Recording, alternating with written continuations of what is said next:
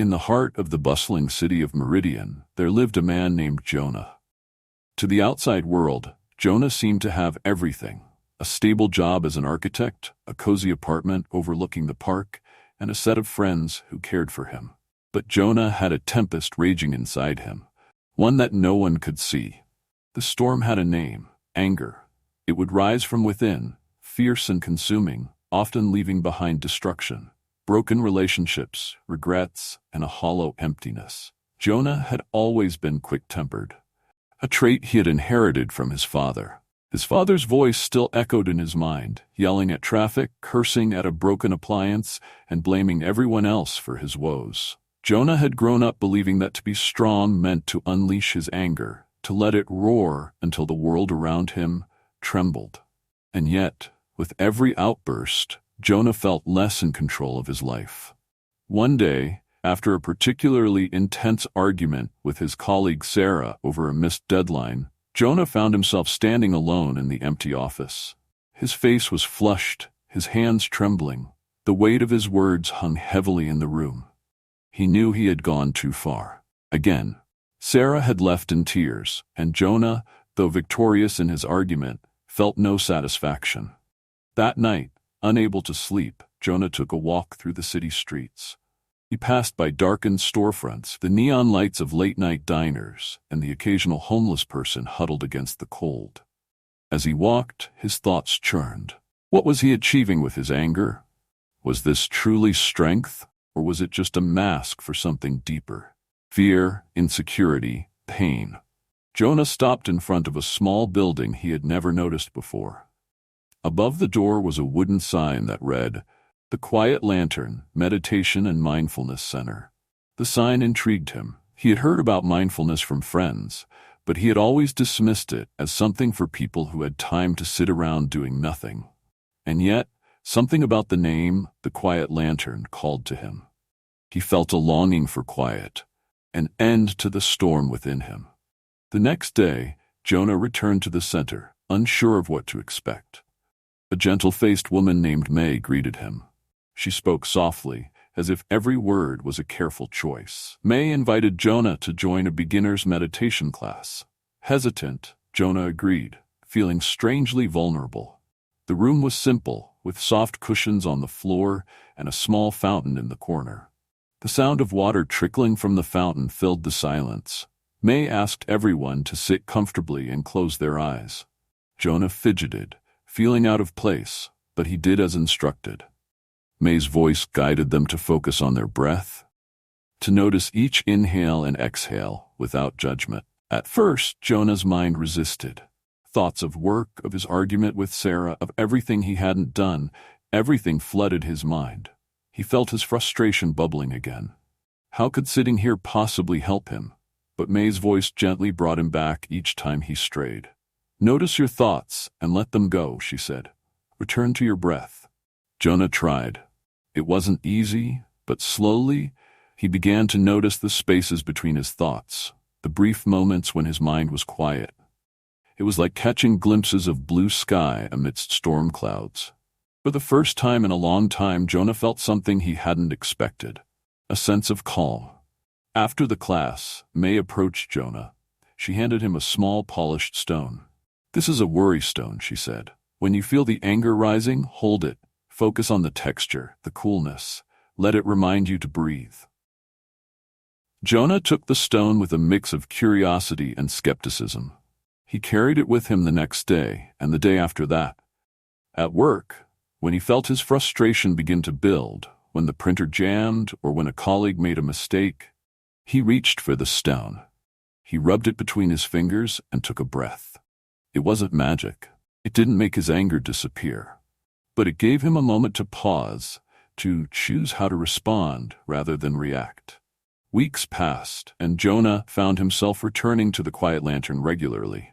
He learned about mindfulness, about how emotions like waves rise and fall. May taught him that anger wasn't something to fight against or suppress, but something to understand.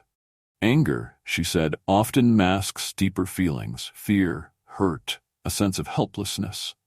Jonah began to explore what lay beneath his anger.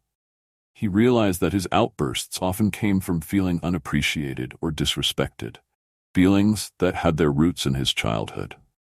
One evening, after a particularly difficult day, Jonah found himself sitting in the park, the worry stone in his hand. He watched as children played, their laughter echoing through the air. He noticed a father with his young daughter, patiently teaching her how to ride a bicycle. The father's voice was calm, encouraging. When the little girl fell, he didn't yell or show frustration. Instead, he helped her up, brushing the dirt from her knees, and urged her to try again. Jonah felt a pang in his chest, a mixture of longing and regret. He wished his own father had been like that, and he wished he could be that patient. In that moment, Jonah understood something important. Anger had always been his shield, a way to protect himself from vulnerability. But vulnerability wasn't weakness.